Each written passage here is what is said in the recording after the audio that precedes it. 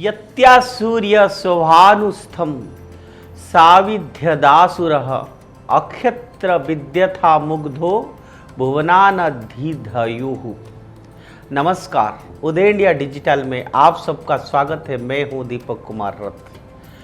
अभी जो सूक्त मैंने आपका पढ़ा, आपके सामने रखा, वो ऋग्वेद की 5वीं मंडल का 40वां सूक्त है और जिसका अर्थ है कि है सूर्य जब आपके दिए हुए प्रकाश से प्रकाशित चंद्रमा के बीच अवरोध उत्पन्न होता है तो पृथ्वी पर घना अंधकार छा जाता है और लोग भयभीत हो जाते हैं।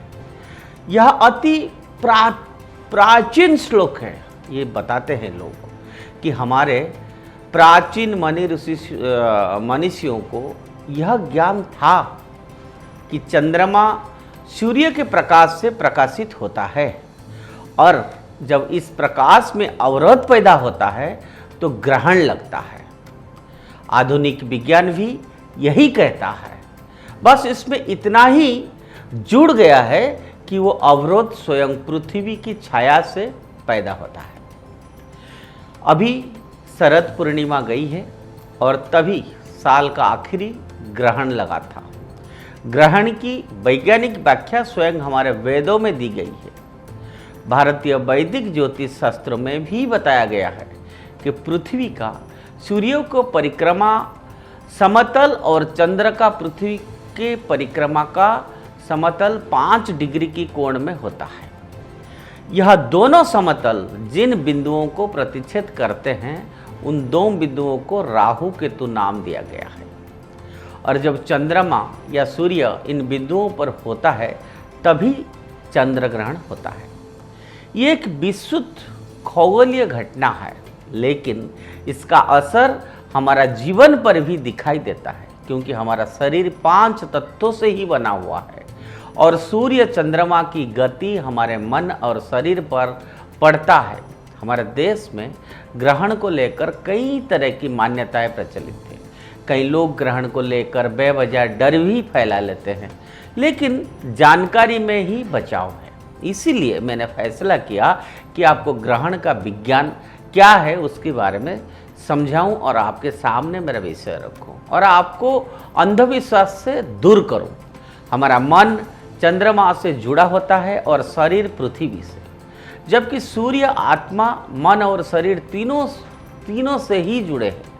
अब चूंकि सूर्य ग्रहण के दौरान सूर्य, चंद्रमा और पृथ्वी एक सिद्ध में होते हैं और इस कारण मन और शरीर भी एक साथ एक सिद्ध में होता है, लेकिन इस संबंध को समझना बेहद आवश्यक होता है। दरअसल आत्मा, मन और शरीर का एक सिद्ध में होना एक दुर्लभ संयोग भी होता है।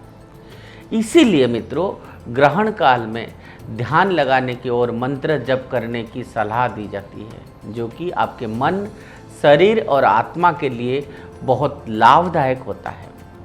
आपने सुना होगा कि ग्रहण काल में किए गए जप का प्रभाव 10,000 गुना होता है और यह इसीलिए है क्योंकि इसी समय आपके शरीर, मन और आत्मा का तालमेल बिल्कुल बराबर होता है। ग्रहण काल में धरती पर अंधेरा छा जाता है और उसी काल में सूक्ष्म जीवाणु सक्रिय हो जाते हैं। इसीलिए भोजन की मनाही ही की जाती है।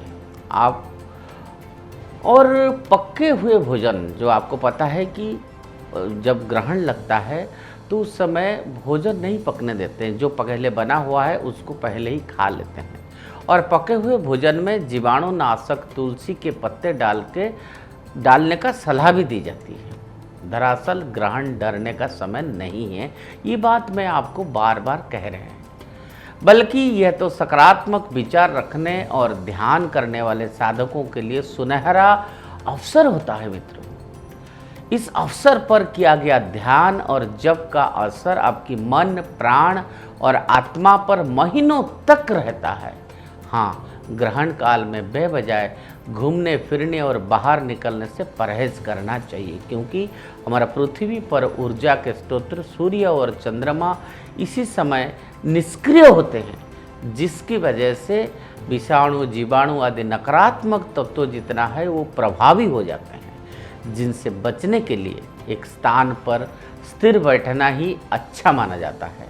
वैसे मैं आपको एक बात और भी बता दूं कि ग्रहण जैसी खगोलीय घटनाओं पर नासा जैसी अत्याधुनिक लेबोरेटरी में बेहद रिसर्च करके इसका एक समय बताया जाता है, लेकिन भारत की गांव में बैठा एक ज्योतिष एक पतरा के आधार पर ग्रहण से लेकर सूर्योदय और सूर्यास्त से सटीक समय वो बताते हैं। यह एक उदाहरण मात्र है कि हमारा प्राचीन ज्ञान विज्ञान कितना वैज्ञानिक था, लेकिन विदेशी पराधीनता के समय में इसी पर अंधविश्वास की छाया पड़ी गई।